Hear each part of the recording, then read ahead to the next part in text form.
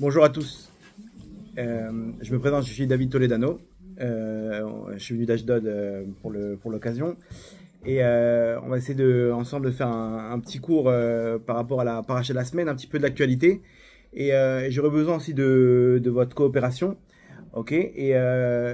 Juste, voilà, après, à la fin, si vous avez des questions, on pourra laisser peut-être un petit temps. Bezrat Hashem.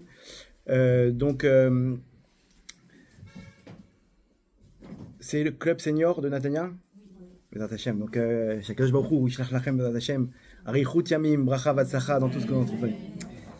Ok, donc, on va commencer avec une histoire. Une histoire du 7 octobre, ok, mais qui s'est bien terminée, Baruch Hashem. Une famille qui décide, un couple qui décide pour avoir des enfants. Ça fait des années qu'ils attendent pour avoir des enfants.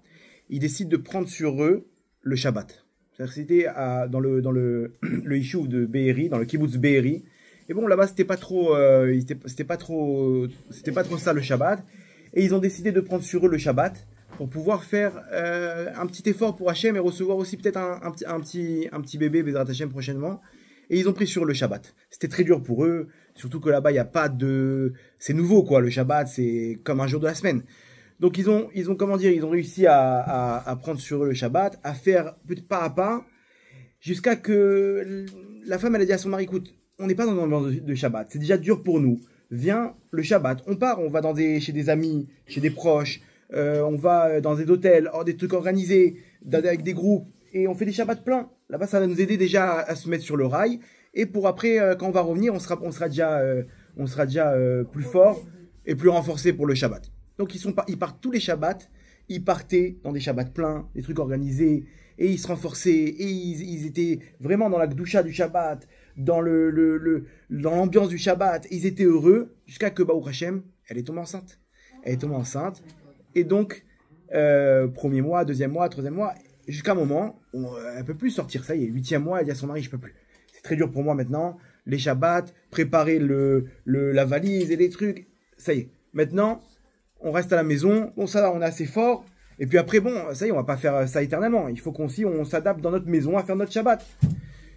Et ils font le premier Shabbat chez eux à la maison, deuxième Shabbat, c'est un peu ennuyant, il faut un peu plus de... Qu'est-ce qu'on va faire? On était chez des amis, maintenant eux ils vont venir à la maison, nous on va faire l'ambiance chez nous à la maison, et ils ont commencé à inviter, on peut pas sortir, au moins on va les faire venir. Et ils ont invité des amis à la maison, le Shabbat, donc du 7 octobre, Shabbat Simchat Torah. Ok. Et malheureusement, tout le monde connaît la suite, maison après maison. Les terroristes, ils passent, et ils entendent crier, ils entendent des bruits, les sirènes, les machins, terrible. Ils sont dans le mamad, ils voient sur les WhatsApp qu'il y a des terroristes, ne sortaient pas, mais ils s'attendaient pas à ce que ça soit aussi grave. Ils savaient pas, ils entendaient des cris, ils entendaient des coups de feu, c'est peut-être l'armée, ils étaient coincés, ils savaient pas ce qui se passait. Et ils n'étaient pas au courant de la grandeur du miracle qu'Hachem leur a fait. Qu'est-ce qui s'est passé? Ils sont arrivés dans la maison d'à côté, ils ont entendu des coups de feu, ils ont entendu des trucs, ils sentaient des odeurs de brûlés, des maisons qui mettaient à feu. Et ils se sont dit, ça y est, les prochains c'est nous. La maison d'à côté, maintenant les prochains c'est nous. Ils entendent parler en arabe à côté de leur maison, et puis ça passe dans la maison à côté. Ils ont sauté leur maison. Bon, c'est bizarre, ils vont peut-être revenir, ils ont peut-être vu quelque chose. Et eux, ils prient Hachem, et ils sont là, ils sont donc deux couples dans le mamad, en train de prier, en train d'essayer de se renforcer, et Baruch Hachem, ils ont sauté leur maison, et ils passent la maison d'encore à côté, jusqu'à que, quelques heures plus tard, les soldats sont venus les libérer, et ils ont pas compris, vous êtes intacts, la maison d'à côté, elle est brûlée, Rav Shalom à côté, et toutes les maisons, toute la rue, il n'y a que votre maison qui est intacte. Quand ils sont sortis, ils ont vu sur leur maison une croix rouge, taguée. Toutes les maisons, elles avaient comment dire, elles avaient un signe, et eux, ils avaient une croix rouge, c'est-à-dire pas besoin de rentrer là-bas. Qu'est-ce qui s'est passé? Ils sont arrivés là-bas au poste de police pour donner leur témoignage, et ils ont été convoqués par l'un des commandants là-bas de la police. Il leur a dit, vous vous rendez pas compte du miracle que vous avez eu. Il dit, on a retrouvé chez un des terroristes une carte. Ils avaient des cartes et ils avaient prévu chaque maison, ils avaient des informations, combien de personnes se trouvaient, qu'est-ce qu'il y avait dans chaque maison. etc. Et il savait que lui, il était armé, lui, il était responsable de la sécurité du kibbutz, donc il venait chez lui en premier parce que c'est lui qui peut nous mettre en danger. Ils avaient tout préparé, ils avaient des informations des gens qui travaillaient là-bas sur place. Il y a des gens qui travaillaient sur place là-bas, des Arabes qui faisaient des allers-retours de Gaza et qui leur donnaient l'information. Maintenant, qu'est-ce qu'ils leur ont dit? Ils leur ont dit, cette maison, le Shabbat, ils sont jamais là.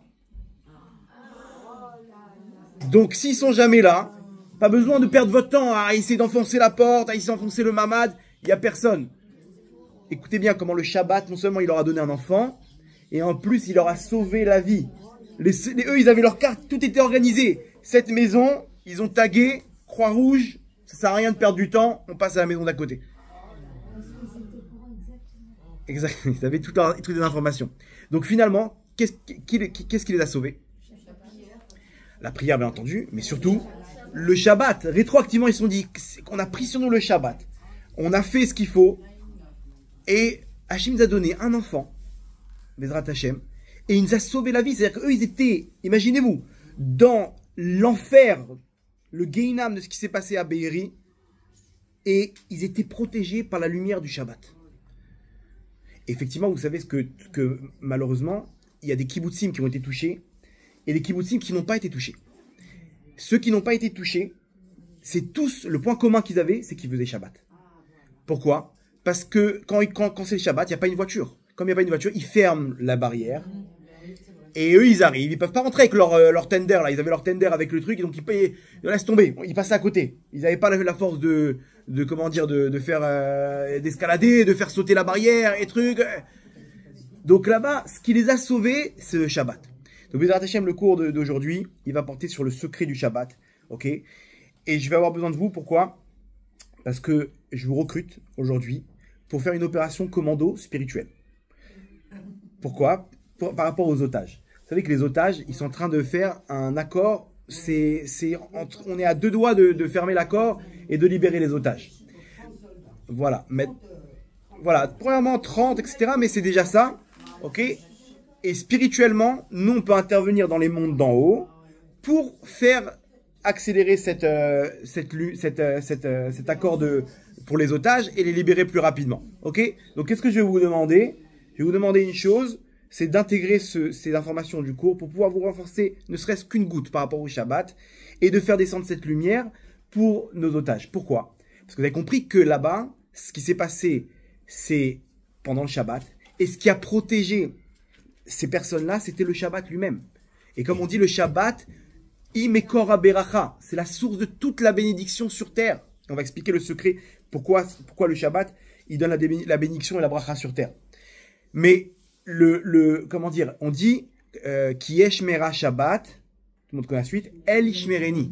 Lorsque je garde le Shabbat, alors Hachem me garde. Ce qui s'est passé pour cette famille, pour ces 2 couples qui ont été protégés par Hachem, et Hachem pourquoi? Parce qu'eux-mêmes, ils ont gardé le Shabbat. Ok? Ce qu'on fait pour Hachem, Hachem, il est redevable. On ne fait rien sans rien. Il y a tout ce qu'on fait comme effort pour Hachem. Hachem, il nous dit, ne vous inquiétez pas, mes enfants. Tout ce que vous faites pour moi, je vous le donne. Et elle a eu le jackpot et un enfant. Et elle a été protégée là où elle se trouvait. Donc maintenant, là où ils sont nos otages, ils sont dans le même Gehinam, dans le même enfer. Et nous, si on arrive à se renforcer, d'imprégner un petit peu les informations du cours d'aujourd'hui et de les intégrer, ne serait-ce que dans le prochain Shabbat, alors à ce moment-là, on pourra débloquer cette lumière qui va aussi protéger nos otages et les sortir Bekarov et Bezrat Hashem. Dans la paracha de la semaine, d'ailleurs, quand ça correspond. Dans la paracha de la semaine, il y a Yaakov Avinu. Il rentre en Israël après quelques années chez Lavan. Lavan, il se trouvait justement pas loin de la Syrie, là-bas, dans le nord dans le nord d'Israël. Et il revient. Lorsqu'il arrive en Israël, il arrive près de la ville de Shrem. Là-bas, il y a marqué Vayichan el Alaïr. Il s'est posé. La Torah nous décrit qu'il a dû se poser, s'installer à l'entrée de la ville. Pourquoi, nous dit Rashi? Pourquoi? Rentre en ville. Qu'est-ce qui t'a empêché de t'installer dans la ville? Il a dû s'installer en dehors de la ville. Pourquoi? Nous dit Rashi, parce que c'était Erev Shabbat. C'était Erev Shabbat. Et comme maintenant en Shabbat, on est bloqué par les travaux interdits. On peut pas maintenant continuer notre route avec des ânes, avec des hommes, femmes, enfants. Ok? comment dire, il s'est installé, il a posé son campement avec ses femmes, ses enfants et tout, et ils se sont installés. De là, vous allez voir comment, par rapport à la paracha de la semaine prochaine, de là, tout a découlé. Hachem, il a fait en sorte qu'il arrive bidiouk à cet endroit, exactement à cet endroit-là de Shrem, et que là-bas, il s'installe. Pourquoi? Pour garder le Shabbat. Il a dû, pour garder le Shabbat, s'installer là-bas. Donc, vous allez voir le rapport. La ville de Shrem, elle a quoi comme particularité? C'est la ville où va naître la lumière de Yosef Hatzadik. C'est là-bas qu'il va être enterré plus tard, jusqu'à aujourd'hui, donc il est enterré dans la ville de Shrem. Et c'est là-bas que tout a commencé avec ses frères, qui l'ont pris, et regardez bien le rapport avec l'actualité, ils l'ont pris en captivité, et où est-ce qu'ils l'ont amené? Dans le nord ou dans le sud? En Égypte, dans le sud.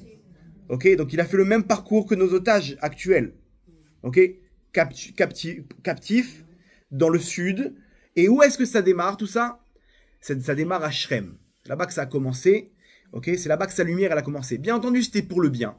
Là-bas en Égypte, il s'est retrouvé dans les prisons égyptiennes pendant 12 ans. Et de là-bas, il ressort, tout le monde connaît l'histoire, avec le rêve, il donne la solution du rêve de Pharaon, et il devient le second d'Égypte. Il passe d'en bas de l'échelle jusqu'en haut de l'échelle. Hachem, il lui fait un scénario incroyable, et il devient le second de l'Égypte. En gros, c'est comme si c'était lui le patron. Pourquoi? Parce que Pharaon, il lui a donné les clés, il lui a dit fais ce que tu veux. Il a fait de l'Égypte la première puissance mondiale, ok, avec l'histoire de la famine qu'il y a eu, ok. Et là-bas, il a les pleins pouvoirs. Alors, ce qu'il fait Yosef, c'est qu'il installe tous les Bnei Israël spirituellement, de façon à ce que quand Yaakov il descend en Égypte, alors tout est mis en place pour préparer la future Géoula du Ham Israël quelques années plus tard en Égypte. Donc, qui a permis à la délivrance du Ham Israël? Qui a permis de mettre les bases de la délivrance du Ham Israël dans l'exil dans lequel ils étaient en Égypte? Yosef Hatzadik, sur le plan matériel et sur le plan spirituel. Et Yosef Hatzadik, plus tard, sa descendance, elle va aussi avoir une part dans la délivrance finale du Ham Israël avec un personnage qui s'appelle le Mashiach ben Yosef. Ok, c'est des petits détails un petit peu kabbalistiques, mais juste que vous ayez l'information. Résumé, résultat des courses, tout ça pour vous dire quoi? Pour vous dire que c'est à Shrem qu'a commencé cette lumière qui va amener la délivrance du Ham Israël. Comment? Grâce à quoi? Grâce à quel élément? Grâce à quel événement spirituel cette lumière est née? Le Shabbat. À partir du moment où Yaakov, il s'est posé, il s'est installé pour garder le Shabbat, de là, c'était pas pour rien, c'était à ce moment-là, de là, cette lumière de la Géoula, elle est descendue sur terre, de la mauvaise manière au début, parce que c'est toujours comme ça, au début les forces du mal, ils s'interposent, et après on connaît la suite, et Bezrat Hashem, la suite aussi de la délivrance finale qu'on attend avec impatience. Maintenant, donc, on retire de là une information de la paracha de la semaine que le Shabbat, en gros, il amène la délivrance. Ok? Il amène la délivrance, surtout pour ceux qui sont captifs, comme l'était Yosef, dans le sud d'Israël, en Égypte. Donc maintenant, si nous, on a compris que si on se renforce dans le Shabbat, alors on peut amener aussi cette lumière pour aider nos soldats déjà sur place, et surtout les otages qui sont en captivité là-bas depuis plus de 400 jours maintenant. Alors notre Shabbat, on va le faire avec une autre dimension. On va se renforcer dans notre Shabbat avec une autre dimension parce que maintenant on a compris que peut-être que maintenant, spirituellement parlant, moi aussi, comme ces soldats qui opèrent là-bas pour sortir nos otages, pour protéger nos otages, peut-être que moi aussi spirituellement, je vais amener cette lumière qui va leur donner des forces et qui va peut-être faire accélérer de la meilleure des manières cet accord pour les sortir rapidement. Alors maintenant, comment ça marche? Pourquoi le Shabbat, ça amène une lumière, même pas que de la délivrance personnelle ou générale pour le Ham Israël, mais aussi ça amène la bracha. Comme je vous ai dit, Shabbat imekor haberacha. Et généralement, on n'a pas la définition de ce que c'est le Shabbat. Nous, on fait Shabbat manuellement, automatiquement plus exactement. On est là en train de faire le truc et on comprend pas. Des fois, on fait pas le Shabbat. Pourquoi? Parce qu'on se dit, 2 secondes. Quel rapport? Je vais allumer la télé maintenant, je vais allumer la lumière. En quoi? Je comprends pas. Où est-ce que c'est écrit dans la Torah? C'est écrit où qu'on n'a pas le droit d'allumer la lumière? C'est écrit où qu'on n'a pas le droit de cuisiner Shabbat? Ça va, je me repose. Il faut se reposer le Shabbat. Ok? Donc généralement, on a une définition qui n'est pas exact. Et à ce moment-là, on ne comprend pas la profondeur qu'il y a dans cet enseignement qu'Hachem nous demande de respecter, qui est cette lumière du Shabbat. Alors pour comprendre, quand on va comprendre la définition profonde du Shabbat, en même temps on va comprendre pourquoi ça amène toute la bracha dans le monde. Et surtout, comme on dit, c'est la source de toute la bracha dans la semaine. Le petit effort qu'on va faire pour le Shabbat, on va le ressentir dans la semaine. C'est une petite lumière qui va nous amener beaucoup de brachot. Pourquoi? En fait, il faut comprendre comment ça marche le Shabbat. Dans la paracha, dans les parachiotes là-bas du livre de Shemot, on ramène comme ça l'ordre. Hachem nous dit « Lotaase kol melacha ». Le Shabbat, vous ne ferez aucun travail.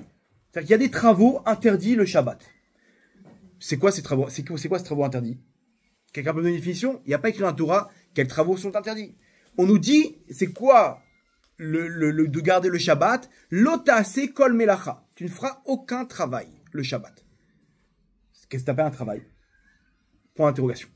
Plus tard, on nous donne, la Torah nous enseigne la construction, donne les instructions de la construction du Mishkan. C'est quoi le Mishkan? Le sanctuaire, le temple qui va être l'élément matériel qui va faire descendre la lumière d'Hachem sur terre. Ok? C'est l'élément matériel qui va faire descendre la lumière d'Hachem sur terre. Lorsqu'on a Hachem avec nous, on a la shrina, on a la bracha, on a la santé, on a la réussite, on a la longue vie, on a des enfants, on a tout ce qu'il faut, toutes les brachot au monde, elles viennent quand il y a Hachem qui nous accompagne. Pourquoi? Parce que c'est lui le patron de ce monde-là. Ok? Maintenant, il y a des règles. Il y a des règles spirituelles, et là, on nous donne les instructions. Vous ferez le Kodesh à Kodashim, le Aaron à Abrit, avec les Kérouvim comme ça. Il nous donne tous les détails. On nous donne tous les détails de comment construire matériellement ce qui va faire descendre cette lumière d'Hachem sur terre. Donc, toute la bracha au monde. Juste après, Hachem, il nous donne un enseignement, et il nous dit, Ach et Shabbatotai tishmo. Seulement, faites attention de garder mes Shabbats. Alors maintenant, rappelez-vous, on a un point d'interrogation, c'est quoi les travaux interdits? Je sais pas, point d'interrogation. Là, on nous donne des instructions pour construire le sanctuaire. On nous donne une série de travaux, et on nous dit, attention, quand viendra le Shabbat, tu devras le garder. Donc, qu'est-ce qu'on déduit de là? Que c'est quoi les travaux qu'Hachem m'a ordonné de garder du Shabbat? Ce sont ceux du Mishkan, de la construction du Mishkan, qu'on vient de me lister. Et maintenant, j'ai dit, attention, maintenant, ce que tu dois faire pour le Mishkan, tu dois pas le faire pour le Shabbat. Ach et Shabbatotai tishmo. Donc de là, on déduit entre parenthèses, tout ce que je t'ai donné comme liste de travaux maintenant pour construire le sanctuaire, vous ne devrez pas le faire le Shabbat. C'est-à-dire que c'est les mêmes travaux qui t'ont permis de construire le sanctuaire que vous devrez garder, vous devez vous protéger de faire le Shabbat. Et donc, on a quoi? On a labouré, on a cuisiné, parce que là-bas, ils devaient faire des tontes les tontes qu'ils mettaient là-bas sur le Mishkan, ils devaient les teindre en couleur, etc. Donc, comment il fallait les mettre dans de l'eau avec des liquides spéciaux pour pouvoir il fallait cuire, en fait, donc, nous, maintenant, ce travail qu'on devait fournir pour la construction du Mishkan, cette cuisson, on peut pas la faire. Mais, alors, donc maintenant, vous allez comprendre le secret. Toute la lumière qui descend sur terre, elle vient par le sanctuaire, le Mishkan. Le Shabbat, Hachem, il te dit, tu vois, tout ce que tu as fait comme travaux pour faire descendre cette lumière, tous les efforts que tu as fait matériellement pour faire descendre la lumière spirituelle, le Shabbat, cette lumière, elle descend automatiquement. Donc maintenant, tu dois plus faire ces travaux parce que la lumière, elle descend toute seule. Donc en fait, le Shabbat, c'est un endroit, c'est un moment temporel où la lumière d'Hachem, elle descend comme si qu'on est au Beth Amikdash. Vous avez compris le secret? Donc c'est pour ça que quand maintenant on respecte ces règles du Shabbat, alors en fait on permet à cette lumière de pénétrer à l'intérieur de nous et à l'intérieur de nos Neshamot. Et donc on a Hachem avec nous pendant ces 25 heures. Et cette lumière nous accompagne toute la semaine. Et donc on a la bracha, on a la santé, on a tout ce qui s'est passé avec cette femme qui est tombée enceinte et qui a été protégée. Elle a été protégée par quoi? Par Hachem en personne. Hachem, il s'est mis sur cette maison, ok, par le scénario qu'on connaît maintenant. Et il a dit, vous touchez pas, vous rentrez pas ici. En plein cœur de Be'eri, le 7 octobre, il y avait 4 personnes à l'intérieur qui faisaient le Shabbat, qui étaient protégées par cette lumière. Comment expliquer? Comment c'est possible? Maintenant, on comprend. Parce que la lumière du Shabbat, elle fait descendre la lumière d'Hachem dans sa maison, dans son foyer, dans sa neshama. Parce que c'est ces mêmes travaux qui me permettaient de faire descendre cette lumière qu'Hachem me dit, top, Shabbat, tu touches plus à ces travaux. Parce que la lumière, elle descend toute seule. Donc aujourd'hui, on n'a plus le sanctuaire, on n'a plus le Beth Amikdash, mais on a encore le Shabbat. Et donc le Shabbat, on fait descendre cette lumière immensément grande dans nos neshamot. Et donc on a la protection, on a la santé, on a la bracha, et la tzlacha, et la réussite, et tout ce qui suit. Tout ce qui suit. Donc un petit peu de lumière, c'est le Shabbat, c'est le meilleur investissement qu'on puisse faire. Le meilleur investissement qu'on puisse faire, de rajouter un petit peu. Alors si on rajoute 5 minutes en plus pour recevoir le Shabbat, si on rajoute une plus belle table avec ce qu'on appelle Oneg Shabbat, de ce... comment traduire Oneg? De ce... Non, Oneg, c'est le délice. Le verbe de délice. Comment hein? Se délecter, peut-être? Je sais pas. Délectation, voilà.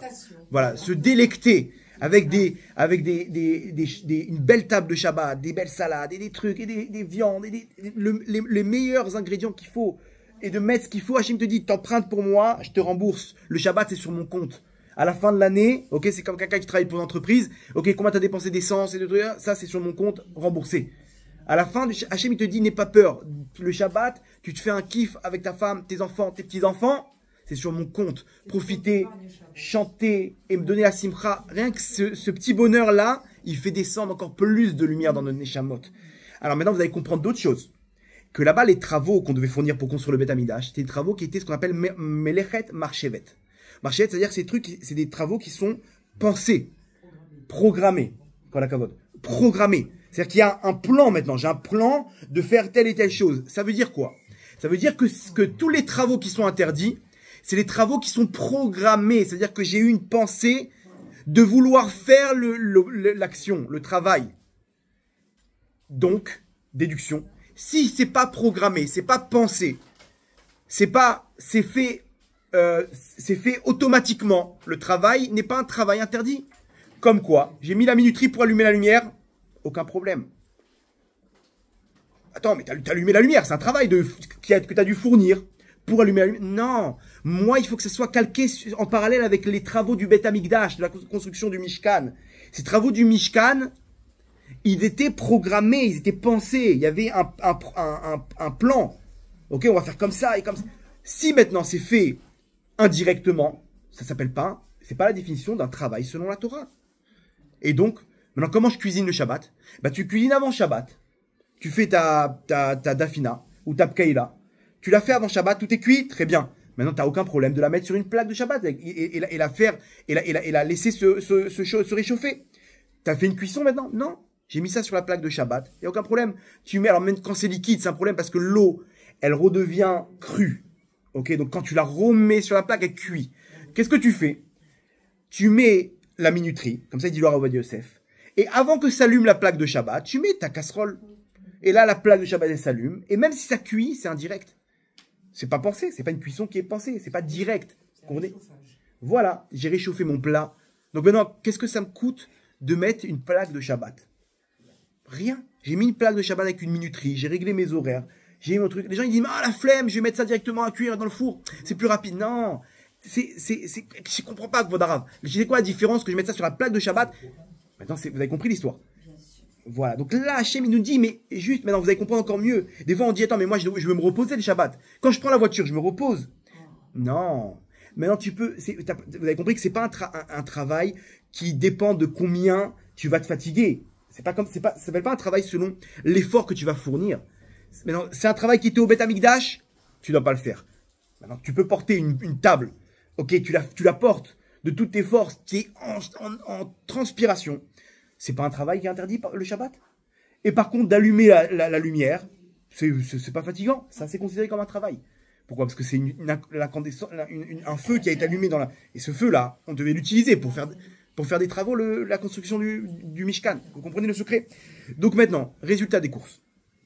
Lorsque je garde les travaux interdits, qui sont au nombre de 39, entre parenthèses, voilà. Il y a d'autres qui découlent de ça aussi, que des Rabbanan. Mais en tout cas, quand je me garde de transgresser ces travaux interdits, à ce moment-là, je fais descendre cette lumière d'Hachem qui existait à l'époque dans le sanctuaire dans ma Neshama.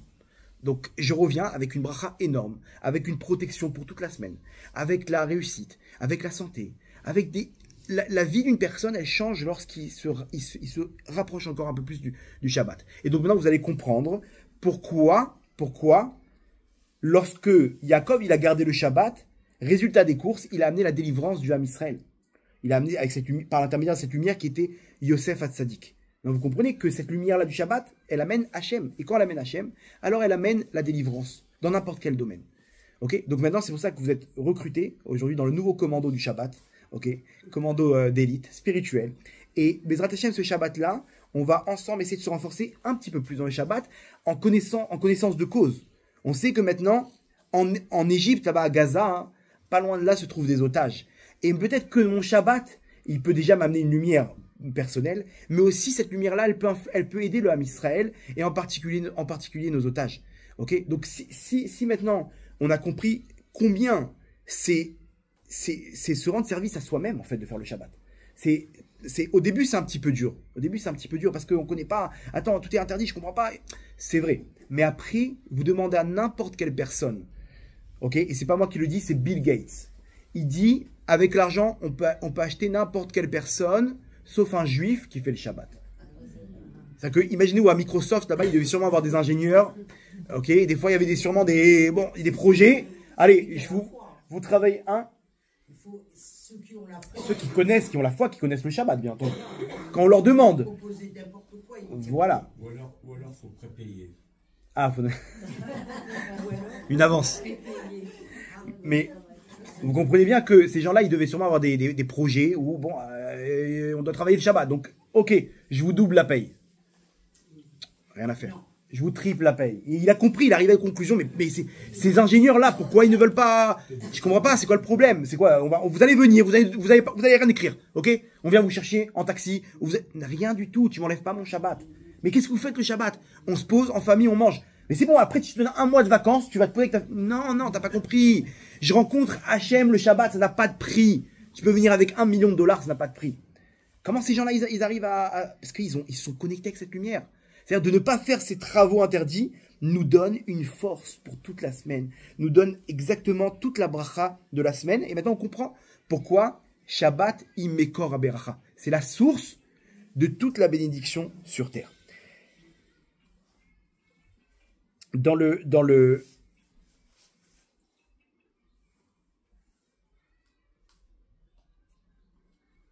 Alors attendez, j'ai plusieurs histoires là qui me viennent. Je sais pas sur laquelle. On a jusqu'à quelle heure? Jusqu'à midi. Ok, très bien. Il me semble que j'ai zappé un truc. Ok, non, c'est bon. Donc, ça c'est l'histoire de comment mon Shabbat maintenant, il peut amener vraiment de façon directe une influence sur ces otages-là, de protection déjà, et surtout de liberté, de libération par rapport à la Géoula comme on l'a vu. Vous savez que parmi les otages, ok, il y a une fille qui s'appelle Agam Berger. Agam Berger, ok, vous avez entendu parler d'elle? Alors, c'est une des otages là-bas, et c'était une des Tatspitaniot, une des filles qui étaient là-bas dans la base, celles qui sont devant les écrans, qui surveillent. Voilà, il y a plusieurs Tatspitaniot qui ont été pris en otage, dont une qui s'appelle Agam Berger. Elle s'est retrouvée donc avec une donc elle a 20 ans. 20 ans, elle s'est retrouvée avec des filles de son âge et qui étaient un peu plus jeunes qu'elle, 16-17 ans, qui ont été libérées lors du premier accord. Et lorsqu'elles ont été libérées, ils ont libéré celles qui avaient moins de 18 ans, ok, et les enfants jusqu'à 18 ans. Donc elle est restée là-bas. Mais ceux et celles qui étaient avec elle, ils sont sortis. Et quand ils sont sortis, ils ont demandé à parler aux parents de Agam, cette jeune fille qui était avec elle. Et ils l'ont raconté là-bas, ils disent, on voulait juste vous raconter combien votre fille, elle est forte. Et il raconte une histoire incroyable. Il dit que là-bas, elle les a renforcés. Et elle leur a fait le même cours que je vous fais maintenant. Elle leur a dit, écoutez bien, ma mère, nous on n'est pas du tout religieux, on connaît pas tout ça, mais ma mère, ça fait quelques mois qu'elle a pris sur elle le Shabbat. Et là-bas, je la vois allumer des bougies et prier devant les bougies, les nérodes qu'elle allume le Shabbat. Et je la vois comme ça, heureuse et bien. Et moi, bon, non, laisse-moi sortir avec mes copines, je sais pas, mais je voyais d'un coin de l'œil, je voyais sa joie, je voyais sa sérénité, son bien-être, et je sentais qu'elle était protégée par Hachem. Donc elle leur a dit maintenant, je vous conseille de suivre mon exemple, moi, je prends sur moi, à partir de maintenant, de garder le Shabbat. Imaginez-vous, on parle d'une fille de 20 ans, dans le pire des enfers, à Gaza, avec ces terroristes. Elle dit, je prends sur moi le Shabbat, je suis sûr que c'est ça qui va me protéger. J'en suis certaine, et même si ça ne me protège pas, ben je sais que après tout ça, si je dois rencontrer Hachem, je viendrai avec le Shabbat entre les mains. Donc dans les deux cas, moi je prends sur moi le Shabbat. Ok, bon, je ne sais pas s'ils ont suivi ou pas les autres, mais en tout cas, ils se sont retrouvés qu'à un moment, c'était le Shabbat, et là-bas, dans la maison où ils étaient en captivité, ils leur donnaient des tâches à faire, des tâches ménagères, la vaisselle. Et maintenant, ils ont dit, ok, toi, tu fais la machine à laver. Non. Comment ça, non? La semaine dernière, tu as fait la machine à laver? Oui. Pourquoi tu veux plus faire la machine à laver? Tu te révoltes? Non, je fais Shabbat.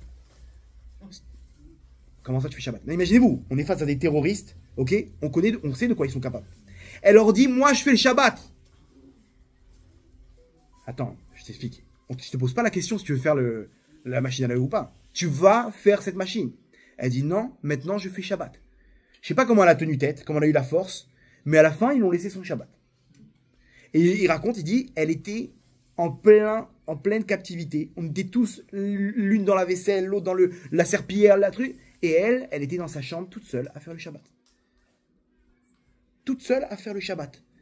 On lui donnait du pain, elle faisait son kidouche sur le pain. Et elle faisait le peu qu'elle connaissait. Elle n'avait pas de ce qu'elle a appris. C'était sûrement les traditionnalistes. Elle devait connaître un petit peu le minimum du... Elle faisait son Shabbat. Lorsqu'ils ont été libérés, regardez jusqu'où elle va, la force de cette fille. Lorsque ils ont été libérés, donc les jeunes filles qui étaient avec elle, ils sont venus avec elle leur a dit, je vous en prie, demain, c'est l'anniversaire de mon père. Je vais vous noter, alors notez sur un verre en plastique, elle leur a gravé le numéro de portable de son père. Quand vous sortez, j'en supplie, appelez mon père et dites-lui que sa chère fille, Agam, elle pense à lui et elle lui souhaite bon anniversaire. Vous vous rendez compte de quoi on parle? La force de ces Neshamot là-bas qui sont à Gaza, c'est des Neshamot spéciales, qui souffrent pour tout le Ham Israël, malheureusement. Pour réparer les fautes du Ham Israël, c'est des grandes Neshamot comme Yosef Hatzadik. Bon, bien entendu, la fille qui a récupéré le verre en plastique, elle a dû apprendre par cœur. S'ils me prennent le verre, je fais quoi? Bien qu'elle aurait pu atteindre son père facilement. Mais elle a commencé à prendre le numéro par cœur. Et elle arrivait, elle était à l'hôpital, ils ont fait test. Je suis quand ses parents ils sont venus la voir, maman, donne-moi ton portable. Qu'est-ce que tu veux, ma fille? Qu'est-ce que tu veux? Je dois appeler cette personne. Et elle a appelé son papa, juste pour vous dire, j'étais avec votre fille. Et il vous souhaite un bon anniversaire. Le lendemain que ça s'est passé, le petit clin d'œil directement de Gaza, de sa fille, qui souhaite bon anniversaire à son père. Ça, c'est le Ham Israël, Rabotaï. C'est le Ham Israël qui a, là où elle se trouve, en 2024, est-ce qu'on aurait pu se rendre compte qu'il y a encore des gens qui vont être menacés de mort s'ils font le Shabbat? Comme cette fille qui a, avec tout son courage, qui vient et qui dit, moi j'ai peur de personne, moi je veux faire Shabbat. Et jusqu'à aujourd'hui, elle est là-bas. À nous maintenant de lui donner aussi, là où on est, un petit plus pour le Shabbat. Et Bezrat Hashem, si la semaine prochaine elle fait partie des femmes qui sont libérées, Bezrat Hashem, rappelez-vous, hein, Agam Berger, alors vous aurez une petite pensée pour moi et pour ce cours, et vous saurez que c'est vous les responsables. C'est vous qui avez donné cette petite lumière, ok, pour pouvoir aider ces tzadikim et ces tzadikot, Bezrat Hashem, de sortir et qu'ils puissent être avec nous avant Hanouka en bonne santé, Bezrat Hashem. Donc c'est extraordinaire. Là, on a une autre vision complètement du Shabbat. Le Shabbat, c'est quelque chose qui nous transforme, qui nous amène les brachot, qui nous amène la bénédiction dans ce monde-là. Et qu'est-ce que Hachem demande? Hachem, il nous dit, rajoutez encore un petit peu, et encore un petit peu. Hachem, il connaît notre passé. Il sait exactement où est-ce qu'on a grandi. Il sait exactement dans quelle famille on a grandi. Il connaît tous les éléments qui ont fait que, bon, on ne connaît pas très bien, nous, la religion. On ne connaît pas très bien le Shabbat, Hachem. Je sais, mon tzadik. Je sais ma tzadika. Je sais très bien ma fille. C'est moi qui t'ai créé, c'est moi qui t'ai amené là-bas, c'est moi qui t'ai amené tous ces événements qui t'ont amené là-bas. Mais maintenant que tu connais la grandeur de cette lumière, rentre-moi un petit peu dans ton cœur. Rentre-moi un petit peu dans ta neshama. Rentre-moi un petit peu dans ton âme et dans ta maison. J'ai envie de t'amener beaucoup de choses. J'ai envie de t'amener de la bracha, toi aussi. Hachem, il veut nous donner des cadeaux, il nous amener dans ce monde-là pour qu'on puisse se réaliser à l'éternité. Parce que ce corps, il va rester là, mais la neshama va continuer. Et qu'est-ce qu'elle va emporter avec elle, la Neshama? Toutes ces mitzvot, toute cette lumière. Et là-bas, on va rencontrer nos familles, et on va se retrouver là-haut avec Hachem. Et toute cette lumière, elle va nous accompagner. Et Hachem dit, tu vois ma fille, je voulais que tu me rajoutes un petit peu dans ta maison, parce que je te voulais avec moi, à l'éternité, avec tout le monde, dans toute cette lumière. Je voulais que tu dans le Shabbat éternel, dans lequel quand il y aura la Géoula, on appelle ça Yom Shekulo Shabbat, un jour qui est appelé Shabbat parce que c'est la proximité avec Hachem, c'est la délivrance finale, où il n'y a plus de guerre, il n'y a plus de maladie, il n'y a plus rien. Ça, c'est la lumière du Shabbat, Rabotai. Et c'est quoi? C'est rajouter encore un petit peu de lumière. Lorsqu'on le fait, alors on transforme sa vie. Il y a une histoire que j'ai connue de près, une personne, loin nous, qui a perdu sa mère, et qui s'est retrouvé là-bas en deuil, okay, un jeune homme d'une vingtaine d'années, qui a comment dire, il a perdu sa mère, il avait perdu son père déjà il y a longtemps, et il se retrouve là-bas tout seul. Le Rav, il est là pour faire un cours, et il dit au Rav, qu'est-ce que je peux faire pour mes parents maintenant, qu'est-ce que je peux faire pour ma mère? Le Rav lui dit, écoutez, prenez un petit truc. Votre mère, elle avait pas beaucoup de mitzvot, malheureusement, elle connaissait pas tout ça. Alors donnez-lui des mérites, donnez-lui la lumière. Il dit, ok, mais moi, Rav, je suis très loin du compte. Moi, qu'est-ce que vous voulez que je fasse? Il dit, écoute, il y a une lumière très très grande qui s'appelle le Shabbat. Cette lumière du Shabbat, ok, prends-la sur toi. Il dit, Rav, j'ai aucune idée de comment ça marche le Shabbat. Je sais pas. Il dit, écoute bien. Hachem, il te demande pas d'être Baba Salé. Hachem, il te demande de rajouter un petit peu, une petite lumière dans ta maison, de lui donner une petite place. T'es capable de ça ou pas? Il dit, ok, d'accord, mais je fais quoi? Il dit, regarde, la lumière, de pas toucher à la lumière Shabbat, tu peux le faire. Tu mets des minuteries, des machins. Je vous en prie, ne me rentrez pas dans cette classe, c'est trop compliqué. Ok. Une lumière. Tu peux prendre sur toi une lumière de pas toucher. Il dit, mais Rav, j'ai pas touché à cette lumière, je vais allumer celle du couloir. Ça sert à quoi? Ok, t'as raison. Viens, on fait un truc un peu plus intelligent. Le frigo. Ton frigidaire, quand tu ouvres, il y a une lumière qui s'allume.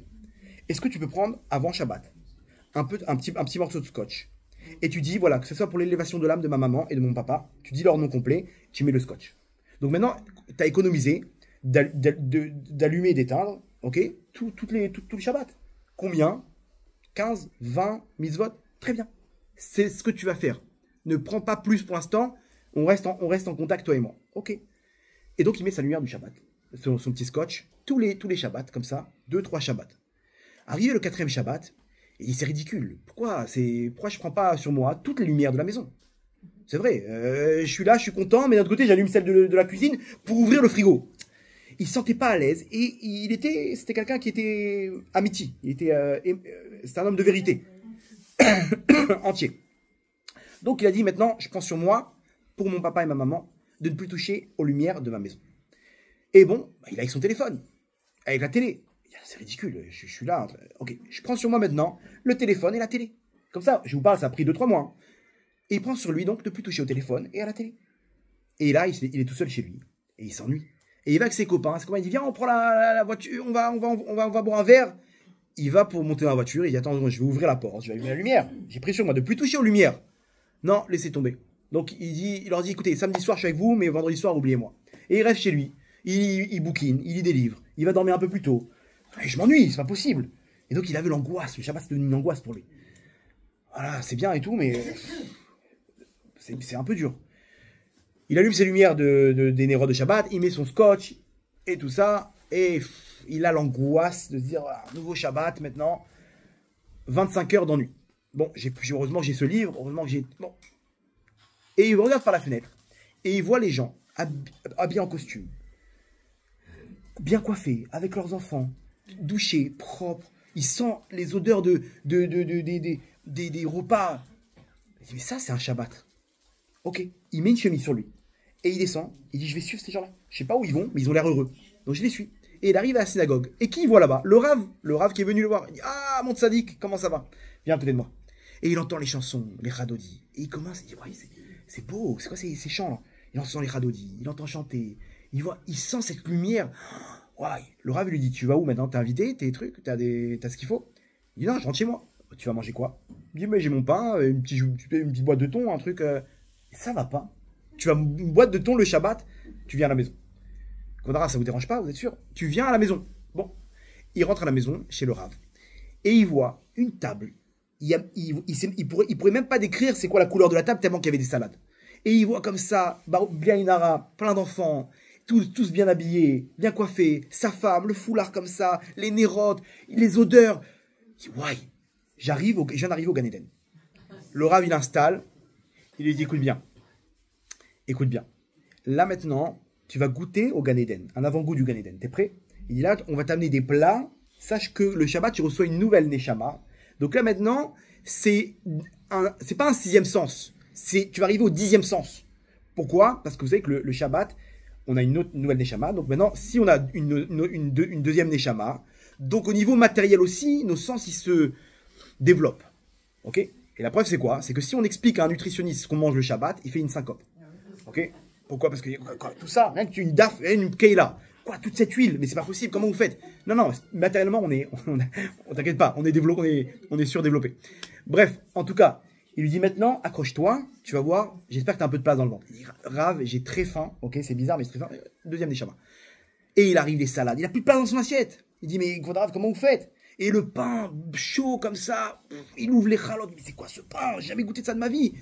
Mais quoi, on dirait qu'il sort du four. Et il voit 5 sortes de poissons et du saumon.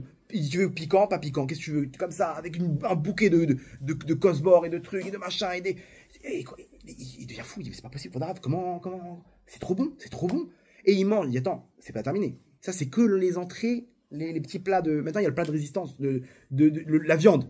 Et il voit des viandes en tranches comme ça, du riz et du couscous. Et il goûte à chaque chose. Et il est vraiment transporté. Et il finit, il dit, bon, ça y est, ouais, j'ai plus de place. Il dit, non, tu rigoles, il y a des gâteaux maintenant. Et t'inquiète pas, tu vas trouver de la place. Il dit, maintenant, on fait une petite pause, et il chante avec ses enfants. Et dans chaque enfant, il fait son petit Dvar Torah, ce qu'il a appris au Gan, ce qu'il a appris à l'école. Et lui, le Rav vient, il se lève, et il fait son Dvar Torah. Ils sont avec les gâteaux, ils font le Birkat Amazon, et à la fin, il sort les pépites, les cacahuètes. C'est la folie, c'est interminable. Et il kiffe, et le Rav, il fait un cours de Torah. Et il leur parle de la grandeur du Shabbat, il leur parle d'Hachem, et lui, il a les larmes aux yeux. Il dit, Rav, j'ai rencontré Hachem. Ce soir, j'ai rencontré Hachem. Il dit, ok, ça tombe bien, parce que demain aussi, tu vas le rencontrer. Demain matin, tu viens à la synagogue. Il dit, ah non, Rav, moi, je fais la grasse mat. Il dit, à quelle heure tu veux te lever? Bah, je sais pas, à quelle heure ça commence? À 7h30. Ah non, pas du tout. Moi, c'est mon repos, le Shabbat. Je m'ennuie sinon. Il dit, mais là, tu vas pas t'ennuyer, viens, tu vas voir ce que tu as vu le vendredi soir, tu vas voir exactement pareil. Bon, je vais essayer de me chauffer. Il arrive à 9h. Pendant la lecture juste avant le Sefer Torah, le Rav tout de suite il attrape. Toi, tu vas prendre le Sefer Torah. Mais quoi? Mais quel rapport? Et il prend le Sefer Torah pour la première fois de sa vie. Il ouvre le Sefer Torah, il voit cette lumière des lettres comme ça qui brille devant ses yeux. La Gdusha du Sefer Torah. Et il entend les chansons. Et le Rav il met à côté de lui. Et il dit, ouais, Rav, mais c'est quoi? Je sais pas, c'est inexplicable. Avant ça, jamais j'aurais pu penser m'asseoir à écouter des prières. C'était pas pour moi. Et le Rav dit, maintenant, tu vas revenir à la maison manger. Et pareil, il voit les trucs. Et là, il lui fait goûter la daf. Vous voulez que je fasse la version avec la daf ou avec la pkeila? Laquelle version? La daf.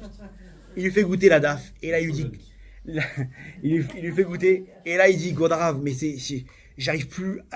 J'ai perdu... Je vais m'évanouir, je crois. Je sens que... Ok. Là, ça veut dire que le moment est venu de faire une petite sieste. Une sieste? C'est-à-dire, Godarav, t'inquiète pas, on t'a mis une chambre spéciale avec le masgan. Ok, on t'a mis ça à 20 degrés, tranquille. Tu vas t'allonger et ta Neshama va faire un aller-retour au Gan Eden, d'accord? Je te réveille pour Mincha. Ok, et là il s'allonge. Et il sent que Hachem vient lui bercer sa Neshama, sans transporter. Vous savez, le repas Shabbat, c'est un somnifère après. Et il se laisse transporter comme ça. Ah, il se réveille. Il dit, Rav, j'ai encore rencontré Hachem. Il dit, t'inquiète pas, ce sera comme ça tous les Shabbats, Bezrat Hachem. Et il va à Mincha, et il y a encore le Sefer Torah, bien sûr, on t'a dit qu'il y a encore le Sefer Torah, ouais, mais ça s'arrête pas. Et il finit son Shabbat, il dit, Rav, je me suis pas ennuyé. C'était magique. Il hésitait à le placer, et le Rav lui dit, je sais ce que tu veux, t'es notre invité le Shabbat prochain. Et le Shabbat d'après, il était invité. Maintenant, imaginez-vous, 2-3 semaines plus tard, il faisait Shabbat complet. On parle de quelques mois après, Shabbat complet. Et là, à la table, ils ont invité une jeune fille qui venait de faire tchouva. Et bon, on va leur... comment dire? Il faut qu'elle connaisse aussi c'est quoi le Shabbat. Donc on va l'inviter. Et comme par hasard, elle a le même âge. Et ils sont bien. Il lui dit, je t'en prie, tu peux la raccompagner. Elle habite de l'autre côté. Et il la raccompagne, ils discutent. Et elle lui dit, écoute bien. Bien entendu, bon, ils comprennent qu'ils sont faits l'un pour l'autre. Et ils sont dans le même parcours. Et elle lui dit, écoute bien. je te préviens. Moi, ce que tu vois, ce Shabbat là, ce que tu as vu là chez le Rav, je veux exactement pareil. Je veux que mes enfants, ils soient. Moi, t'inquiète pas, je m'occupe de les doucher, de les brosser, de les parfumer, de leur donner tout. Mais toi, je veux que tu t'occupes de leur donner des chants de Shabbat, de leur donner des petites Vartora. Et si tu. Il dit, mais non, mais je connais pas. Moi aussi, je veux tout ça, mais je connais pas. Alors, très bien. Si tu veux qu'on se marie, ok, il faudra faire comme Rabbi Akiva. La femme de Rabbi Akiva, elle a dit, tu veux qu'on se marie, il faut que tu sois un Talmid Chacham. Donc, je veux maintenant, je sais pas, si on se marie, c'est quoi, dans 6 mois, 7 mois, 8 mois, qu'est-ce que tu as à faire entre temps? Tu vas à la yeshiva, tu étudies la Torah. Moi, je vais entrer à un séminaire, il faut qu'on connaisse toutes ces règles de Shabbat. On peut pas faire descendre cette lumière si on ne connaît pas. Et qu'est-ce que tu vas raconter à la table de Shabbat si tu connais pas c'est qui Avraham Avinu, tu connais pas c'est qui Sarah, tu connais pas. T'as raison. Ok, ils sont partis les deux, elle dans un séminaire, lui dans une yeshiva. Et ils se sont mariés. Et il est devenu un grand Talmid Chacham. Et il est devenu un grand tzaddik. Et ils ont eu des enfants, des petits-enfants. Et ils étaient heureux, entourés de toute cette doucha du Shabbat, etc. Comment ça a commencé, Rabotai? Avec le truc du frigo. Le scotch, le petit bout de scotch. Le petit bout de scotch, regardez comment il a rentré cette lumière. Il a rentré Hachem avec lui, dans son cœur, dans sa neshama. Et il a changé sa vie dans ce monde-là, et à plus forte raison dans le monde futur. Cette lumière, elle va l'accompagner, lui et ses enfants. Ça, c'est la lumière du Shabbat, Rabotai. C'est la petite demande que je vous fais aujourd'hui. Que Bezrat Hashem, demain, c'est Shabbat. Essayez vous aussi de rajouter ne serait-ce qu'un petit peu, que ce soit sur les plats de Shabbat. Et vous dites, avant de prendre sur vous, Hashem, je t'en supplie, aide nos otages. Aide nos otages, libère-les et protège-les. Par le mérite de cette petite lumière que je rentre. Donc toi, tu restes avec moi, bien sûr, Hachem, mais je pense que tu n'as pas de problème aussi d'aller là-bas les protéger. Et comme ça, on fait descendre la lumière à l'intérieur de nous, dans l'âme Israël, Bezrat Hashem, pour la délivrance finale qu'on attend avec impatience. Amen, amen. Chazak u'baruch. Hashem yishmor atrem, Bezrat Hashem.